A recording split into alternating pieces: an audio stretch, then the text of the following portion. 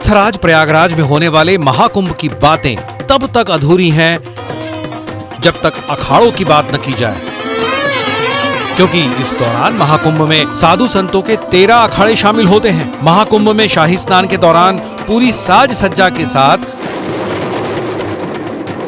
हाथी, घोड़े और रथों पर सवार होकर वो आते हैं। देश विदेश से लोग पहुंचते हैं। दिगंबर अनी अखाड़ा। महाकुंभ का जिक्र अखाड़ों के बिना अधूरा है और इन्हीं में से एक है दिगंबर अनी अखाड़ा।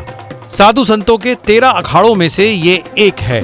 इसे बैरागी अखाड़े के नाम से भी जाना जाता है। यह वैष्णव यानी भगवान विष्णु के अनुयायी कहलाते हैं। मान्यता के हिसाब से दिगंबर अनी अखाड़े की स्थापना 600 साल पहले धर्म की रक्षा के लिए अयोध्या में की गई थी और दिगंबर अनी अखाड़े में अनी का मतलब है समूह या छावनी।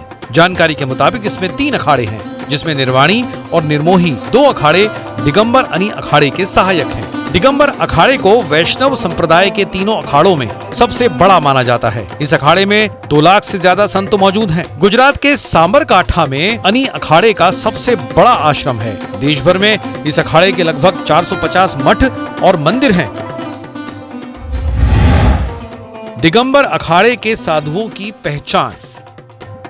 दिगंबर अखाड़ा नाम सुनकर लोगों को भ्रम होता है कि उसके साधु निर्वस्त्र रहते होंगे, लेकिन ऐसा नहीं है। दिगंबर अखाड़े के साधुओं की पहचान उनके तिलक, सफेद कपड़े और जटाजूट से होती है। इस अखाड़े के साधु नागा या बैरागी नहीं होते, बल्कि वो सफेद कपड़े पहनते हैं। इसके साथ ही अनी अखाड़े के संतों को एक हाथ में माला, एक हाथ में भाला लेकर चलते आप देख सकते हैं। अनी अखाड़े से जुड़े संतों को धर्म की रक्षा के लिए युद्ध लड़ने का कौशल भी सिखाया गया। मुगल अंग्रेजी सेना से भिड़े। अनी अखाड़ों के साधु और संत सनातन हिंदू धर्म और मठ मंदिरों की रक्षा के लिए मुगल आक्रांताओं से लेकर अंग्रेजी सेना तक से युद्ध कर चुके हैं और सनातन की रक्षा के लिए हजारों साधुओं ने प्राणों की आहुति भी दी। अनी अखाड़े के इन्हीं साधु संतों को रामापंथी या रामादल भी कहा जाता है। दिगंबर अखाड़े के इष्ट देव धर्मध्वजा। दिगंबर अनी अखाड़े के सभी साधु संत के इष्ट देव हनुमान जी हैं और अखाड़े से जुड़े साधु संत विष्णु अवतार भगवान राम और कृष्ण की उपासना करते हैं। दिगंबर अनी अखाड़े की धर्मध्वजा में बजरंगबली की फोटो बनी रहती है और धर्मध्वजा पचरंगी होती है, जिसमें लाल, पीला, हरा, सफेद समेत 5 रंग रहते हैं। अखाड़े में पंचायती व्यवस्था।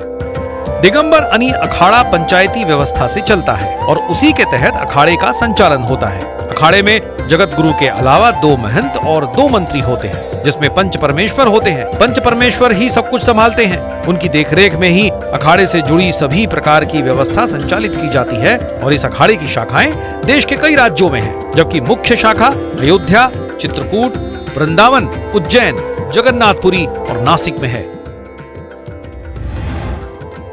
महाकुंभ में चुना जाता है अखाड़े का श्री महंत। दिगंबर अखाड़े में लोकतांत्रिक प्रक्रिया से चुनाव होता है। इस अखाड़े के सर्वोच्च पद का नाम श्री महंत है। श्री महंत के पद का चुनाव हर 12 वर्ष में महाकुंभ के दौरान लोकतांत्रिक प्रक्रिया के तहत किया जाता है। यह चुनाव अखाड़े की व्यवस्था को बनाए रखने और नेतृत्व के लिए किया जाता है।